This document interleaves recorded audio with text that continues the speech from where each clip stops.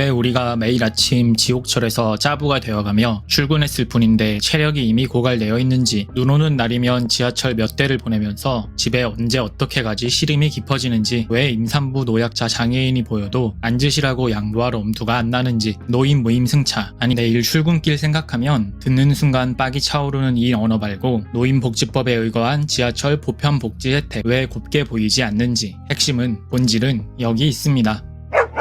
2022년 기준 매출 100대 기업 본사 중 78개는 서울에 있습니다. 대한민국 제2도시 부산엔 하나도 없어요. 1000대 기업으로 확장해보면 531곳이 서울, 749곳이 수도권에 있습니다. 인천만 38곳인데 다른 광역시 현황은 이렇습니다. 부산 28, 울산 25, 대구 20, 대전 12, 광주 10. 대기업 계열사는 어떨까요? 2021년 기준 1742곳 중에 수도권의 74%, 아까랑 비슷하죠? 서울 52%, 이 중에 3분의 1, 전체에서 14%가 강남, 서초, 송파에 몰려 있습니다. 대기업 아니면 사정이 다를까요? 서울시 전체 사업체 종사자 577만 명 중 29%가 강남 3구에서 일합니다. 일자리가 여기 몰려 있거든요. 강남 3구 사업체 수는 약 26만 개, 서울시 전체의 20%가 넘습니다. 10년 전에는 현재의 54%, 14만 개 정도였습니다. 서울에서 출퇴근하는 사람 577만 명 중 29.3%는 170만 명에 달합니다. 왜 지옥철 최고 난이도는 2호선 사당역을 중심으로 정점에 달하는지, 왜 수도권 약속의 메카가 사당역이 될 수밖에 없는지도 이를 통해 알 수 있습니다. 국토의 0.6%에 5천만의 5분의 1이 몰려 사는데 강남 3구 면적은 서울 전체 면적의 약 20%, 전체에선 0.12%, 그야말로 점 하나 찍은 공간에 5천만의 3.4%, 170만 명이 북적북적 대고 있네요. 이러니까 지옥철이 당연한 거죠. 출퇴근 난이도는 삶의 질과 직결됩니다. 강남 3구에 사는 사람들은 비교적 쉽겠죠. 서울 시내 직장으로 출근하는 평균 시간, 서울시민 45분, 경기도민 72분, 퇴근 시간 곱하기 2를 하면 서울에서 서울 1시간 반, 경기에서 서울 2시간 24분, 인간 건강에 가장 중요한 요인, 적정 수면 8시간, 16시간 중에 맨날 정시 퇴근한다는 기적의 가정하에 근무 8시간, 점심시간 1시간 빼면 7시간, 통근 시간 빼면 서울 5시간 30분, 경기 4시간 30분 남네요. 자기 개발할 시간 충분합니다. 아침 먹고 씻고 옷 입고 준비하는 시간, 퇴근하고 밥 먹고 씻고 빨래도 하고 청소도 해야 하는데 전부 30분 컷으로 최적화하면 돼요. 이러면 경기에서 서울로 출퇴근해도 3시간 30분이 남습니다. 이러고 보니 연애하고 결혼하고 육아할 시간도 체력도 충분하겠네요. 단 야근은 없다는 가정하에요. 아니라고요? 다 노력이 부족한 사람들의 이야기라고요? 억울하면 자본주의 사회에서 열심히 자기개발해서 강남 입성하라고요? 그곳에 가면 뭔가가 잘못됐다고 말하는 불평쟁이들이 발을 디딜 수 없는 그 모든 어려움을 뚫고 자수성가한 사람들이 모여있는, 이라고 하기엔 사실 부에 대물림 받은 사람들이 모여 사는, 아무튼 상위 1%에 50%가 넘게 모여 사는 강남 3구니까요. 누군가 이 구조를 잘못됐다고 말한다면 부러워서 그러는 겁니다. 그리고 이런 말은 사실 상위 1% 사람들은 말하지도 않아요. 1%에 근접한 사람들, 이 사람들이 이런 말 알아서 다 해줍니다. 나는 이렇게 돈 벌었다. 너는 뭐 했냐? 너도 나처럼 되려면 이렇게 해라. 나는 결국 자산가가 될 거고 경제적 자유를 이룰 거다. 이렇게 말하는 사람들을 추종하는 사람이 또 생기고, 마치 다단계처럼 이런 담론이 점점 확산됩니다. 구조는 잘못된 게 없고 전부 개인 책임인 걸로요. 정말 밑바닥에 처한 사람들은 가난을 수치스러운 개인 탓으로 만드는 흐름이 강화될수록 말없이 조용히 죽어나갑니다. 한국 사회는 강남 3구를 정점으로 하는 완벽한 피라미드 구조가 거의 완성되었습니다. 젊어서는 일자리 때문에 매여야 하고 늙어서는 병원 인프라 때문에 매여야 하죠. 뭐 사람 사는 게 다 그런 거 아니냐고요? 아니에요. 아닙니다.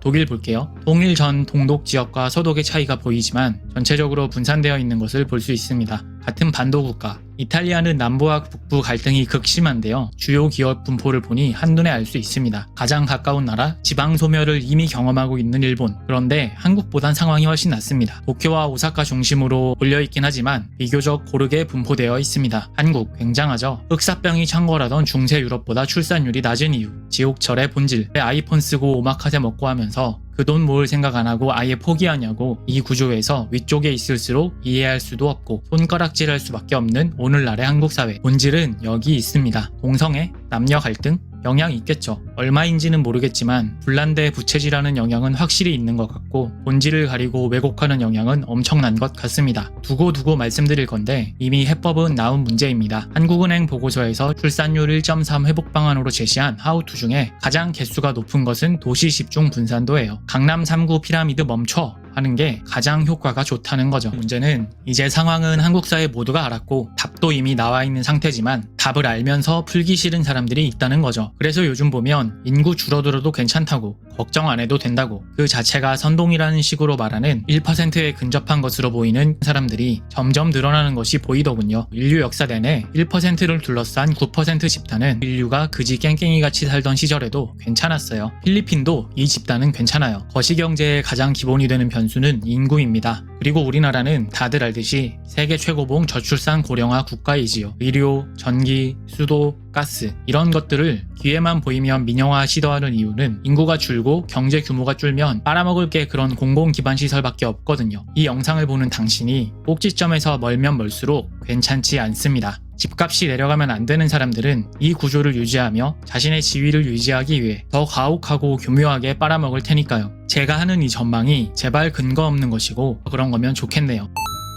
이런 댓글을 주신 분이 있었는데 미국의 정치학자 마이클 존스턴 교수는 한국을 특정 엘리트 그룹이 정치, 경제, 사회의 주요 섹터를 장악하고 이익을 취하는 엘리트 카르텔형 부패 국가로 분류하였습니다. 20년 전에는 강남 3구 정점화가 지금만큼은 아니었다고 말씀드렸죠. 2023년부터 대한민국 제2도시 부산도 인구 소멸을 걱정한다는 기사가 나오기 시작했습니다. 대체 무슨 일이 있었던 걸까요? 저는 한국 사회 망국의 근원을 2004년 행정수도 위헌 판결이라고 생각합니다. 부산이 소멸되건 말건 상관없고 출산율이 떨어지건 말건 상관없는 사람들, 자국민들 삶의 질은 생각하지 않고 이민자들 받아들여서라도 서울공화국 유지하는 게 이득인 사람들, 그리고 지난 영상에서 다룬 노무현, 문재인이 악마여야 하는 사람들, 한국의 기독교가 기독교 아닌 것, 이념에 잡아먹히기 시작한 시점, 그들이 보수를 넘어 극우화되기 시작한 기원, 역추적해보면 모두 이때로 귀결됩니다.